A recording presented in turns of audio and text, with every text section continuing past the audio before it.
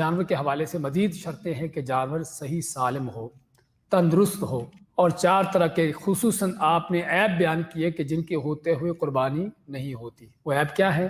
کانا نہ ہو کہ جس کا کانا پن واضح ہو، لنگڑا نہ ہو کہ جس کا لنگڑا پن واضح ہو، لاغر نہ ہو، کمزور نہ ہو کہ جس کی ہڈی میں مخ نہ ہو، اور بیمار نہ ہو کہ جو چل نہ سکتا ہو، یعنی ریوڑ کے ساتھ چلنے کے قابل نہ ہو۔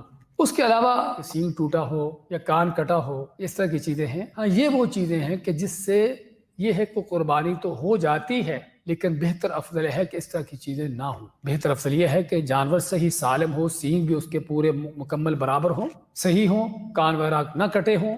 تو یہ صرف چیزیں جو ہیں وہ جانور کے بہتر مکمل ہونے کے لحاظ سے ہیں، لیکن اگر اس طرح کی کچھ چیز ہے تو قربانی ہو جائے گی۔ لیکن اگر فرض کرو کانا ہے، لنگڑا ہے، اس طرح کی بات جو حدیث میں چیزیں آتی ہیں، اس سے قربانی ہوگی ہی نہیں۔ اچھا، کانے کی تو نہیں ہوگی، لیکن اندھے کی ہم بات کہتے ہیں کہ کانے کا حدیث میں ذکر ہے، اندھے کا نہیں آیا۔ اس پر تنبیہ کرنا کہ کانے کی نہیں ہوتی تو اندھا اس سے بھی گیا گزرا ہے۔ جس کی ٹانگ تھوڑا کمزور ہے، لنگڑا کے چلتا ہے، دوسرے کی ویسے ٹوٹی ہوئی ہے، سمجھیں، تو اس سے بھی گیا گزرا ہے۔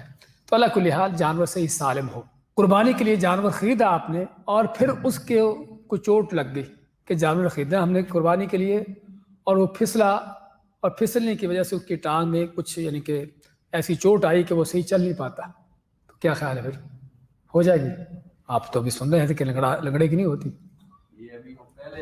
ہاں، پہلے خریدنے سے پہلے آپ کو دیکھنا ہوگا کہ اس وقت اس میں کوئی عیب نہ ہو، کانا لنگڑا نہ ہو، کمزور نہ ہو۔